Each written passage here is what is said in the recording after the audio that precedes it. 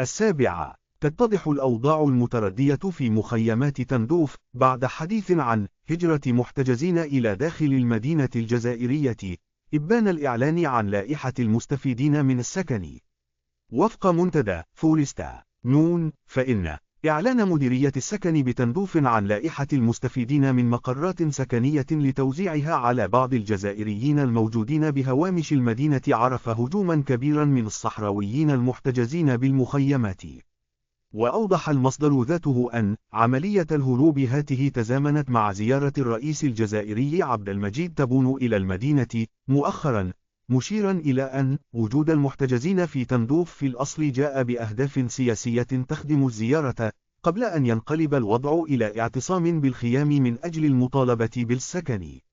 وأورد المنتدى أن زيارة الرئيس تبون لمدينة تندوف لمرتين في وقت وجيز جعلت المدينة الجزائرية تمتلئ بالصحراويين الذين قرروا الالتحاق بمعارفهم وأصدقائهم وأقاربهم للاستفادة من توزيع السكن، فقرروا بناء مخيم والاعتصام بضواحي تندوف للاستفادة من السكن، فعمت الفوضى تندوف وتناسلت الخيام، الأمر الذي اعتبره الجزائريون فوضى، ونعت العملية بغزوة تندوف من طرف الصحراويين الذين جلبتهم السلطات الجزائرية بالتنسيق مع جبهة البوليساريو للمشاركة في استقبال الرئيس الجزائري.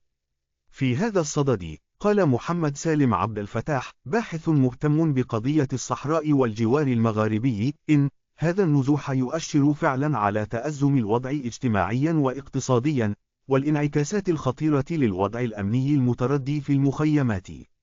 وأضاف سالم عبد الفتاح في تصريح لهسبريس أن هذا الأمر يدفع بالمحتجزين إلى الاحتجاج على السلطات الجزائرية التي هي المسؤولة قانونيا على هذا الوضع، موضحا أن القاطنين باتوا بالفعل يستشعرون خطورة الوضع والتدبير المفوض لصالح قيادة الجبهة في المخيمات، وانعكاس ذلك على المستويين الأمني والاجتماعي.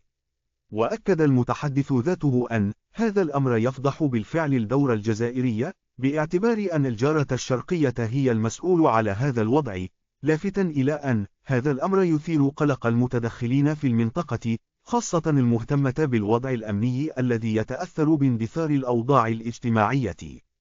وخلص الباحث المهتم بقضية الصحراء إلى أن هذا الأمر يكرس بالفعل دور البوليساريو كعامل للتهديد الاستقرار بما يضر مصالح العديد من القوى العالمية، بحكم قرب المنطقة من أوروبا وأيضا من الساحل. من جانبه، سجل رمضان مسعود، رئيس الجمعية الصحراوية للدفاع عن حقوق الإنسان، أن الجزائر حاولت بناء مخيمات تندوف من مواطنيها هناك والعديد من الجنسيات الأخرى. وأورد مسعود لهسبريس أن هذا الأمر شكل أقلية من المحتجزين القادمين من الأقاليم الجنوبية المغربية في مواجهة أغلبية متعددة الجنسيات، من أجل تحقيق طموح الجزائر لبناء دولة وهمية. واعتبر المتحدث ذاته أن الجزائريين الأصليين في تندوف بأنفسهم لم يرغبوا في هذا الأمر، مبينا أن الوضع الحالي يظهر سوء تدبير الجزائر، وليس البوليساريو التي هي مجرد وسيلة تتحرك وفق الرغبات.